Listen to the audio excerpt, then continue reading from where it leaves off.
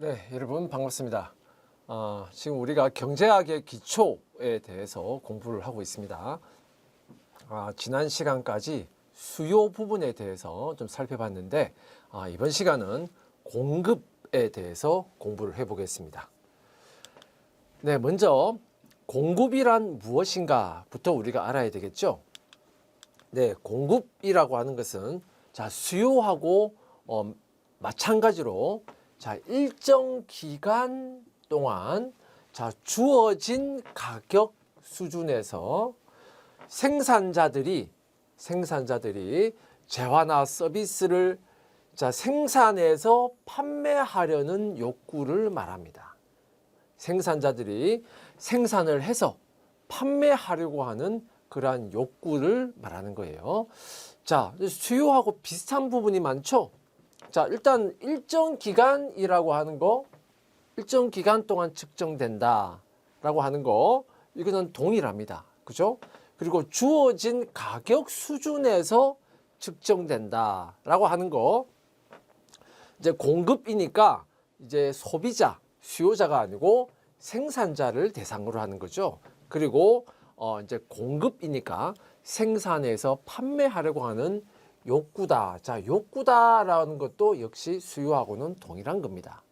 이렇게 수요하고 비교해서 보시면 되겠습니다.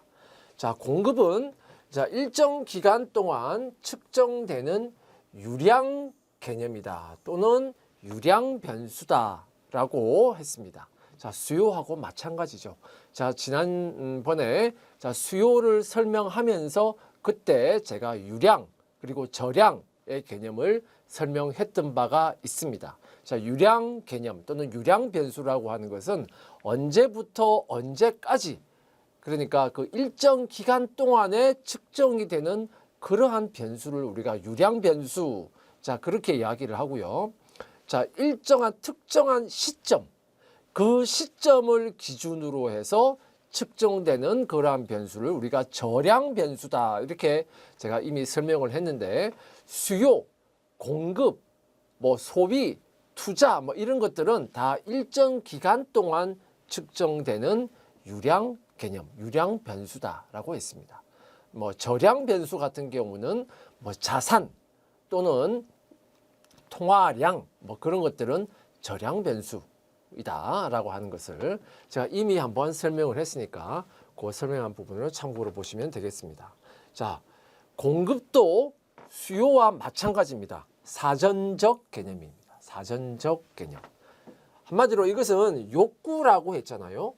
생산해서 판매하고 싶은 욕구, 그것을 말하는 것이기 때문에 사전적 개념이다. 즉 사전적으로 생산자들이 생산 및 판매하려고 하는 욕구, 의도, 그것을 말하는 것이지 사후적으로 판매된 판매량을 의미하는 것은 아니다. 사후적인 판매량이 아니다라고 하는 겁니다. 그리고 이 공급이라고 하는 것은 실제로 생산 능력을 가진 생산자를 의미합니다. 생산자의 판매 욕구를 말하는 것이다. 실제 아무런 생산 능력도 없으면서 생산하고 싶다, 판매하고 싶다 그런 욕구를 가지고 있는 것은 의미가 없다 이거예요. 실제로 그러한 생산 능력을 가진 생산자의 판매 욕구를 의미하는 것이다. 그 다음에 이제 공급량에 대해서 살펴보겠습니다. 공급량이라고 하는 것은 말 그대로 수량입니다. 수량. 그죠? 공급량이라고 하는 것은 생산 판매자들이 판매할 그러한 의사 그리고 그러한 능력이 있는 재화의 수량. 한마디로 생산 판매하고 싶은 수량. 과연 몇 개를 생산해서 판매하고 싶으냐 하는 그 수량을 의미하는 것이다. 그리고 그러면 이 공급량에 영향을 미치는 변수에는 무엇이 있는가? 우리가 수요를 배울 때, 수요도 역시 수요량, 그죠? 수요량이 있었고, 그 수요량에 영향을 미치는 변수는 무엇이 있는가 하는 것을 우리가 공부를 했던 바가 있습니다. 마찬가지로 이 공급량에 영향을 미치는 변수에는 무엇이 있는가? 많은 변수가 있는데 물론 그 중에서 가장 큰 영향을 미치는 변수는 역시 가격이다. 가격이다. 수요량에서도 영향을 미치는 가장 큰 영향을 미치는 변수는 가격이었고 공급량도 마찬가지로 가격이 가장 큰 영향을 미치는 것이다. 자, 간단하게 생각해 보면 시장에서 가치가 올라서 가격이 올라간다라고 하면 생산자 입장에서는 어떻습니까? 생산 판매자의 입장에서는 저 재화를 생산해서 판매하면 비싸게 판매할 수 있겠구나. 따라서 나는 더 높은 이윤을 누릴 수 있겠구나. 그렇게 생각할 거 아니겠어요? 그러니 당연히 가격이 높아지면 더 생산해서 판매하고자 하는 그런 욕구가 높아진다 이 말입니다. 그래서 가격 가장 큰 영향을 미치는 변수인데 가격 이외에 그럼 공급량에 또 다른 영향을 미치는 또 다른 변수는 뭐냐? 자, 요소 가격. 여기서 이제 요소 가격이라고 하는 것은 결국은 생산 요소. 우리가 생산의 2요소 공부했던 바가 있죠. 생산의 2요소 하면 노동과 자본이었습니다. 자, 그중에서 우리가 간단하게 그 생산 요소 중에 노동 생각해 보세요. 노동이라는 생산 요소의 가격, 그게 바로 뭡니까? 임금입니다. 그죠? 임금이에요. 임금이에요. 자, 이러한 임금과 같은 노동이라는 그 생산 요소의 가격도 역시 공급량에 영향을 미칠 수밖에 없다. 너무 임금이 오르면 그 재화를 생산하는데 비용이 너무 많이 들어가잖아요. 그죠? 당연히 그렇게 되면 생산 판매자의 입장에서는 그 재화를 생산하는데 부담이 될 수밖에 없어요. 당연히 공급량에 영향을 미칠 수 있다. 자, 그 외에도 관련 재화의 가격. 자, 우리 수요를 배울 때도 관련 재화의 가격이 영향을 미쳤다. 자, 거기에 대체재, 보완재 이런 것들이 있었죠. 자, 수요량에도 수요 부분에서 관련 재화, 대체재가 있고 보완재가 있었던 것처럼 공급에서도 대체재가 있고 보완재가 있습니다. 자, 그 부분에 대해서는 차후에 다시 설명하기로 하고요. 그 다음에 생산 기술. 자, 기술도 역시 당연히 공급량에 영향을 미치겠죠. 기술이 진보해서 발전하면 할수록 그전에는 기존의 기술로는 생산량이 1개, 2개밖에 생산을 못했는데 생산 기술이 진보하면서 이제 10개를 생산하게 됐다. 당연히 공급량에 영향을 미칠 수밖에 없죠. 기술이. 그 다음에 미래에 대한 기대. 미래에 대한 이 재화를 생산 판매하면 더 높은 가격에 더 높은 이윤을 누릴 수 있겠다라는 그러한 지금 현재보다도 미래에 더 좋아지겠다라는 그런 기대가 있으면 당연히 공급량이 올라갈 수 있는 겁니다.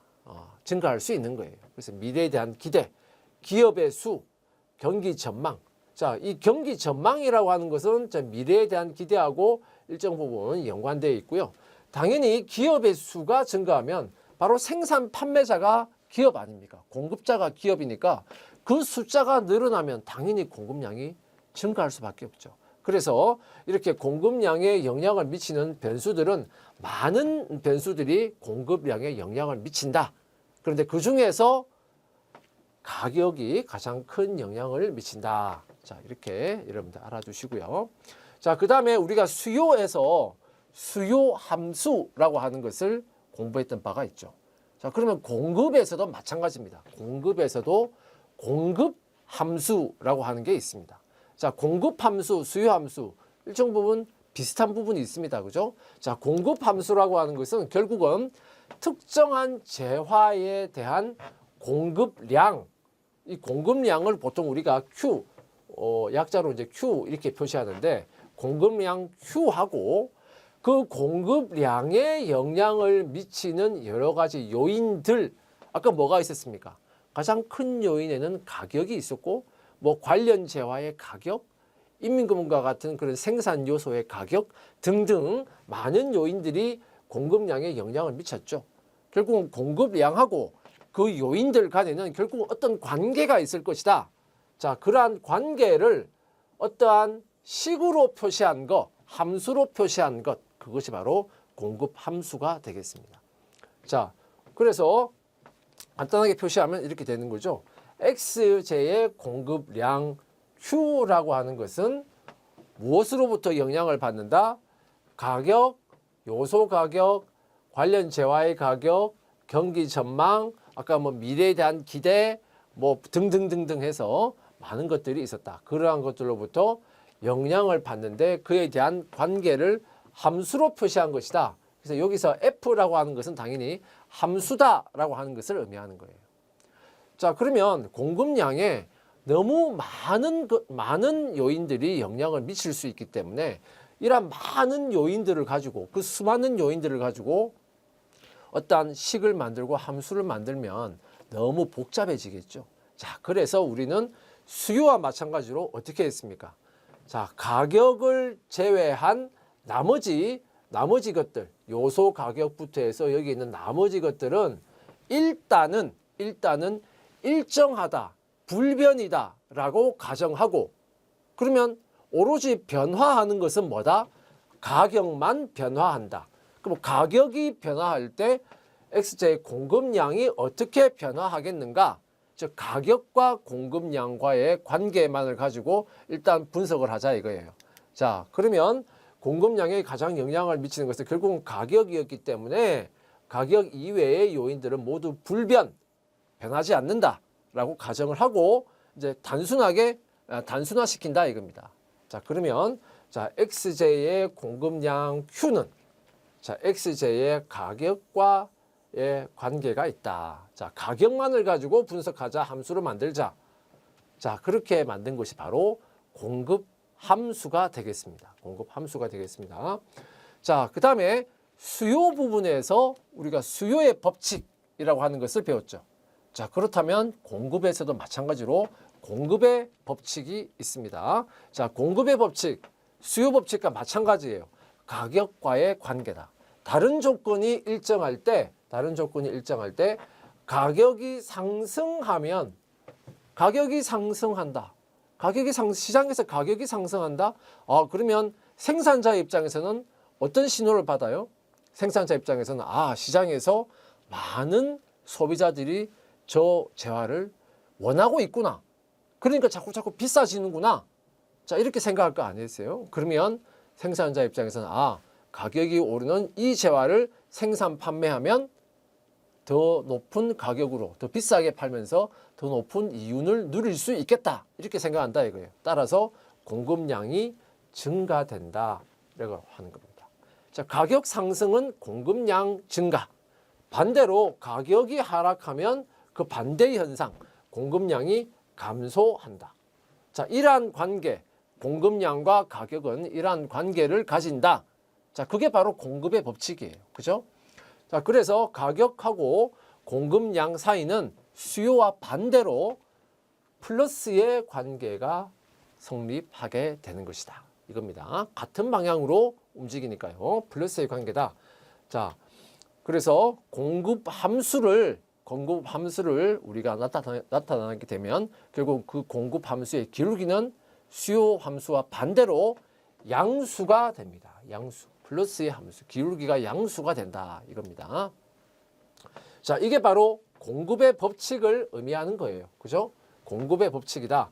자, 예를 들어서 공급 함수가 이렇게 나타냈다 이겁니다. 자, XJ의 공급량 QX는 2 더하기 2분의 1 PX. PX는 뭡니까?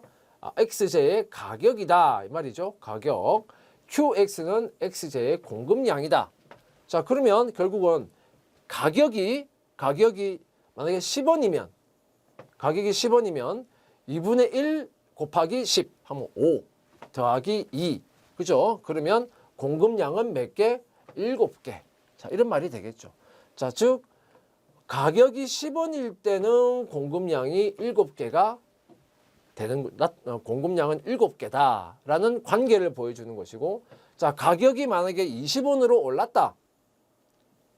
그러면 2분의 1 곱하기 20 하게 되면, 자, 그러면 이제 10 더하기 2니까 공급량은 12가 되겠죠. 즉 가격이 10원에서 20원만큼 상승했더니 공급량은 7개에서 12개로 증가하는구나. 자, 플러스의 관계가 되는 거죠. 증가하니까 공급량도 증가한다. 자, 이런 관계를 보여주고 있습니다. 이 식으로부터. 자, 이제 이거는 이제 공급 함수의 예를 보여드린 거예요.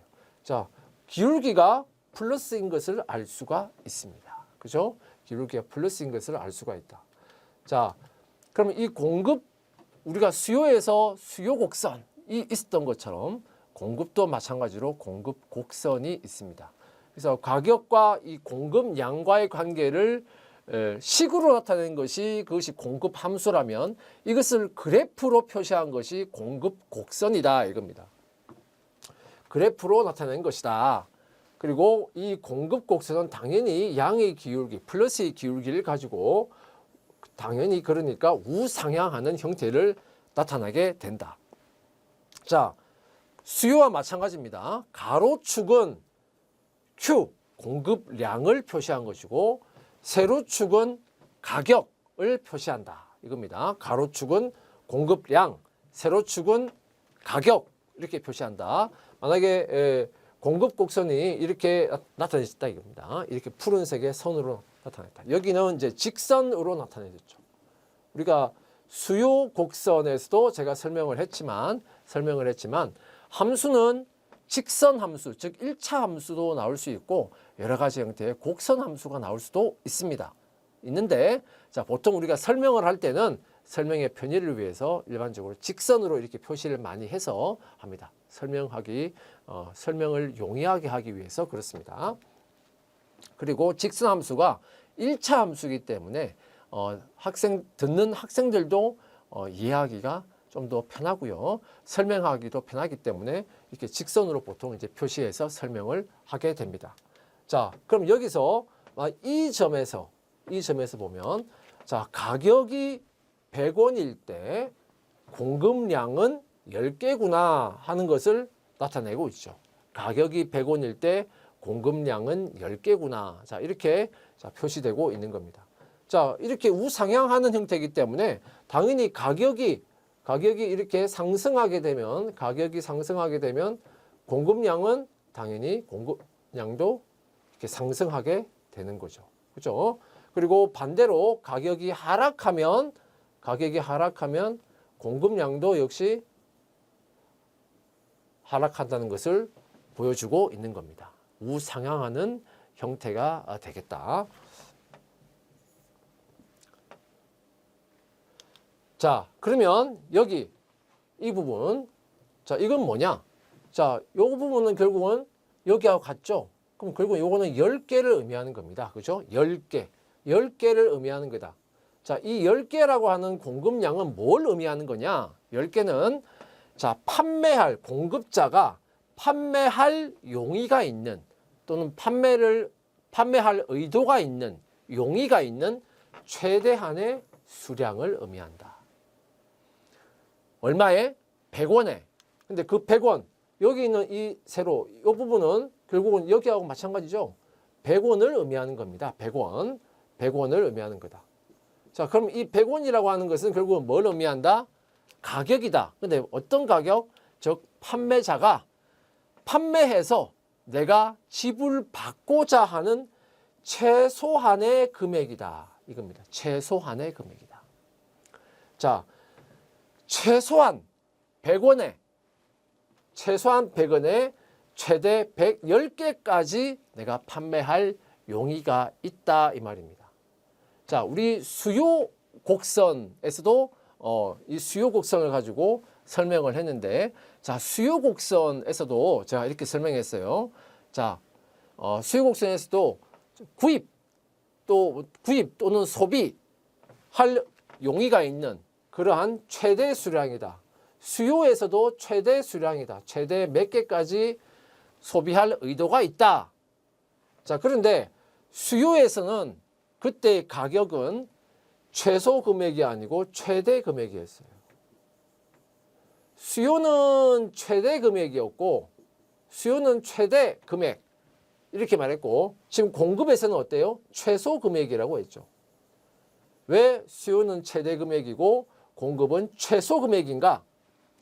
자, 당연히 수요자하고 공급자는 시장에서 이제 거래를 하게 됩니다. 자, 여러분들이 뭐 어떤 시장을 가든 무엇을 구매하든 여러분들이 무엇을 산다, 구매한다라고 생각해 보세요. 자, 구매자의 입장에서는 싸면 쌀수록 좋습니다. 난 내 마음속에 생각하는 가격은 있어요. 있는데 그것보다 싸면 쌀수록 나는 좋아요. 당연히. 그죠? 심지어는 공짜로 사면 나는 더 좋아요. 내가 원하는 물건을 공짜로 산다? 그럼 당연히 좋죠. 그러니까 밑에 하한은 없는 것이다. 다만 수요자의 입장에서는 내 돈을 주고 사야 되기 때문에 어느 정도 금액 이상은 나는 못 준다. 그러니까 최대 나는 얼마까지 주고 이 물건을, 이 재화를 살 용의가 있다라고 하는 최대 금액이 있게 되는 거예요. 수요자의 입장에서는 최대 가격이 있는 겁니다. 최대 가격, 즉 최대 금액이 있는 것이다. 이거 이상 주고 내가 사기에는 너무 비싸. 뭐 가격이 막 100원 넘어간다. 그럼 난 안 사. 이 말이에요. 최대 100원까지는 난 줄 수 있어. 그래서 수요자의 입장에서는 최대 가격, 최대 금액이 존재하는 것이고 공급자는 그 반대입니다. 공급자 입장에서 가만히 생각해 보면 공급자는 내가 직접 만들어서 판매하고 있잖아요. 그럼 공급자 입장에서는 똑같은 물건인데 비싸게 팔면 팔수록 나는 좋아요. 왜? 그만큼 나한테는 많은 이윤이 남으니까. 비싸게 팔면 팔수록 좋은데 근데 그래서 상한은 없는 겁니다. 비싸게 팔면 팔수록 좋으니까 상한은 없어요. 근데 하한은 있는 겁니다. 왜? 내가 이거를 생산해서 판매하기까지 나는 그만큼 원가가 들어갔고 여러 가지 비용이 들어갔잖아요. 그러니까 그거 밑으로는 팔 수 없는 거예요. 그러니까 나는 최소 100원은 받아야 돼. 100원 밑으로 내가 팔면은 나는 오히려 팔고 손해를 봐. 그리고 어떻습니까? 최소 가격이 존재하게 되는 거죠. 최소 가격. 그래서 공급자 입장에서는 최소 가격, 최소 금액이 되는 거고 수요자 입장에서는 최대 가격, 최대 금액이 되는 것이다. 자, 그 부분을 여러분들이 생각을 하시면 되겠습니다. 어쨌든 수량은 수요자나 공급자나 주어진 가격 하에서 내가 공급하고자 하는 또는 수요하고자 하는 최대 수량을 의미하는 것이다. 수량은 최대 수량, 그다음에 가격은 수요자는 최대 가격, 공급자는 최소 가격. 자, 이렇게 여러분들이 이해하시면 되겠습니다. 자, 그다음에 우리가 수요 법칙을 설명하면서 수요 법칙의 예외를 우리가 공부를 했었습니다. 수요 법칙의 예외로서 우리가 기펜제 그리고 베블렌 효과, 자, 이것을 수요 법칙의 예외로서 제가 설명을 드렸던 바가 있는데, 자, 공급의 법칙에서도 예외가 있더라. 자, 공급의 법칙의 예외로서 자, 후방 굴절 노동 공급 곡선. 자, 이건 사실 경제학을 처음 공부하는 여러분들한테는 조금 어려운 말이 될 수도 있기 때문에 아주 지극히 단순화해서 단순하게 제가 설명을 드리겠습니다. 뭐 시장에는 여러 시장이 있잖아요. 그죠? 앞에서 우리가 시장하고 가격의 개념을 봤지만 그 시장이라고 하는 것은 결국은 거래가 이루어지는 메커니즘을 말하는 것이고 그 거래를 하고 있는 그 사람들의 모임을 의미하는 것이다. 그렇게 이야기했죠. 자, 그러면 그 거래, 무엇을 거래하는가에 따라서 주식을 거래하면 그것은 주식시장이고, 그죠? 뭐, 그래서 주택을 거래하면 그건 주택시장이고, 그죠? 자, 근데 만약에 노동력이라는 생산 요소, 생산의 이 요소 중에 노동력을 거래한다. 그러면 그건 노동시장입니다. 자, 그런 노동시장을 여러분들이 생각하시면 되겠어요. 그럼 그 노동시장에서의 가격이라고 하는 것은 결국은 임금을 의미하는데, 자, 후방 굴절 노동 공급 곡선이라고 하는 것이 있더라 이겁니다. 이게 뭐냐? 자, 여러분들 가만히 생각해 보면 아주 옛날에 예전에 생각해 보면 그 노동력이라고 하는 것을 공급하면서 아주 아침 일찍 출근해서 아주 밤늦게까지 자기의 개인적인 어떤 여가 없이 오로지 일만 하는 그런 시대가 있었습니다. 과거에. 그죠? 그러니까 뭐 쉬지도 않고 주말도 없이 그렇게 열심히 일한 그런 시절이 있었어요. 자, 그런 걸 생각해 보면 자, 일정한 수준의 임금에 이르기까지는 가족들도 부양해야 되고 자녀들도 교육을 시켜야 되고 뭐 그렇기 때문에 일정 수준의 임금에 이르기까지는 아주 다른 거 생각 없이 내가 여가를 즐긴다 뭐 그런 웰빙 뭐 이런 거 생각하지 않고 그냥 오로지 일만 하더라 이거예요. 그러니까 일정 수준의 임금에 이르기까지는 임금이 상승할수록 계속해서 내가 일을 하려고 해요.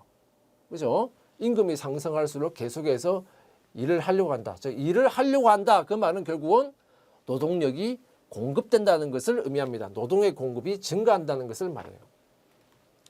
자, 그런데 그래서 이 부분에서는 공급의 법칙이 성립합니다. 임금이라고 하는 것은 결국은 가격이었죠.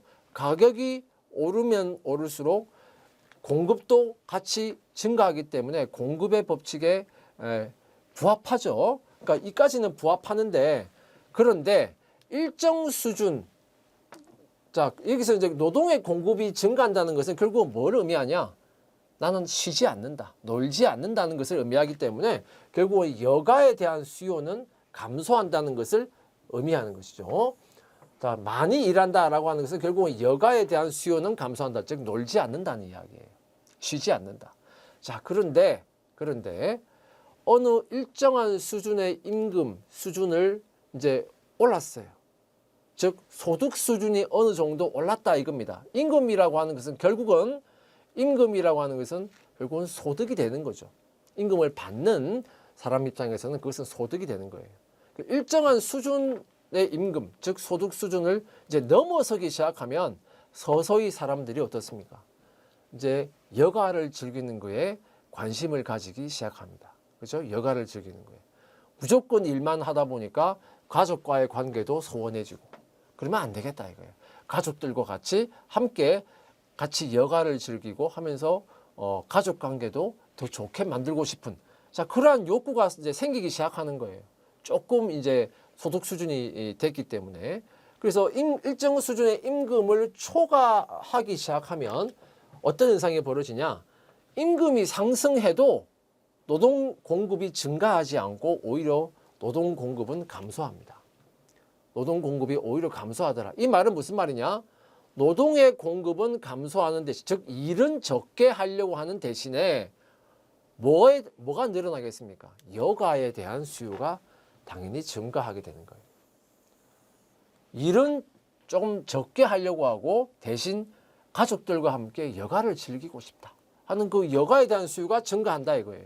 그래서 자, 이 부분을 요 일정 수준 임금을 초과하기 시작했을 때 임금이라는 가격이 올라도 오히려 노동 공급은 감소한다. 이 부분은 공급의 법칙에 맞지 않죠. 그래서 일정 수준 임금을 기준으로 해서 일정 수준 임금의 임금에 이르기 전까지는 공급의 법칙에 맞지만 그 수준을 초과하면 공급의 법칙과는 반대로 가더라 하는 것을 이제 그래프로 표시하면 이렇습니다. 가로축이 이제 노동의 공급량, 세로축을 임금 이렇게 이제 우리가 표시한다면 이 W1이라고 하는 것이 바로 일정 수준의 임금을 의미하는 거예요. 일정 수준의 임금에 이르기까지는 가격이 오를 때 노동의 공급량도 같이 올라가기 때문에 이렇게 우상향하는 형태의 노동 공급 곡선이 나타나지만 일정 수준의 임금 수준을 이제 초과하기 시작하면 임금이 올라가더라도 오히려 노동의 공급량은 감소하기 때문에 이렇게 우하향하는 형태로 나타나더라 이겁니다. 우하향하는 형태. 그럼 결국은 어떻습니까? 자, 노동의 공급 곡선이 일정 수준의 임금을 기준으로 해서 우상향하다가 우하향하는 형태로 바뀌어버리죠. 자, 이것을 우리가 후방굴절 노동공급곡선 이렇게 말합니다. 그래서 자, 이러한 후방굴절 노동공급곡선, 특히 요 일정 수준의 임금 수준 이상 요 구간에서는 노동 공급량하고 가격이 반대로 움직이는 공급의 법칙에 예외가 나타난다 하는 겁니다. 자, 그 다음에 개별 공급 곡선과 시장 공급 곡선. 자, 이 부분은 수요 곡선 설명할 때 개별 수요 곡선, 시장 수요 곡선을 설명했는데 사실은 그 내용하고 거의 동일합니다. 다만 그때는 수요였고 지금은 공급이라는 것만 달라요. 자, 개별 공급 곡선은 주어진 가격에 대한 개별 생산자의 공급량을 나타낸 것이고, 시장 공급 곡선은 주어진 가격에 대해서 개별 생산자의 공급량을 모두 합산한 것을 의미하는 것이다. 자, 전체 시장에 참여하고 있는 공급자 전체의 생산량을 합산한 것이다. 이 말입니다. 그래서 이 시장 공급량이라고 하는 것은 결국은 개별 공급량의 합계를 의미하는 것이고, 그 다음에 이 시장 공급 곡선은 개별 공급 곡선의 수평합이다. 수평합이다 하는 것도 우리 시장 수요 곡선 할 때 이미 그런 말도 나왔죠. 자, 시장 공급 곡선은 개별 공급 곡선이나 시장 공급 곡선이나 어쨌든 공급의 법칙에 따라서 우상향하는 형태가 일반적이고, 그 다음에 개별 공급 곡선보다는 기울기가 완만하다라고 했습니다. 자, 개별 공급 곡선보다 완만한 기울기를 가진다는 것과 이 수평합이다라는 것은 결국은 서로 연결이 되어 있는, 연관이 있는 말이다. 자, 이미 시장 수요 곡선 설명할 때 이미 설명했던 내용이에요. 자, 그림으로 보면 A라는 공급자의 개별 공급 곡선이 이렇게 우상향하는 형태로 나타나더라 이거예요. 자, 가격이 40원일 때 A는 2개를 공급할 용의가 있더라. 그 다음에 가격이 100원으로 상승하면 A는 5개를 공급할 용의가 있는 거예요. 자, 그 다음에 시장에는 B라는 공급자도 있더라 이겁니다. 자, B는 공급 곡선이 이렇게 나타납니다. 자, 똑같은 40원의 가격에서 B는 3개를 공급할 용의가 있어요. 똑같이 100원의 가격에서는 B는 자, 7개를 공급할 용의가 있습니다. 자, 시장에 이렇게 두 사람의 공급자가 있더라. 그러면 시장 전체의 공급 곡선은 어떻게 될까? 자, 주어진 가격 하에서 40원일 때 주어진 40원일 때는 A는 2개, B는 3개 기 때문에 시장 전체로 보면 5개를 공급하게 되는 거죠. 그죠? 5개를 공급하게 되는 것이고, 자, 그 다음에 A는 주어진 가격이 100원일 때는 A는 5개, B는 7개이기 때문에 결국은 시장 전체로 보면 12개가 공급되게 되겠죠. 자, 이렇게 연결하면 결국은 시장 전체의 공급 곡선은 이렇게 A나 B보다는 더 완만하게 나타날 수밖에 없는 겁니다. 주어진 가격 하에서 표시하는 것이기 때문에. 자, 이상으로 자, 시장 공급 곡선까지 자, 우리 공급에 대해서 살펴봤습니다. 자, 말씀드린 대로 자, 이러한 참고 자료 여러분들 보시면 더 자세한 내용을 공부하실 수 있겠습니다. 자, 여러분 수고하셨습니다.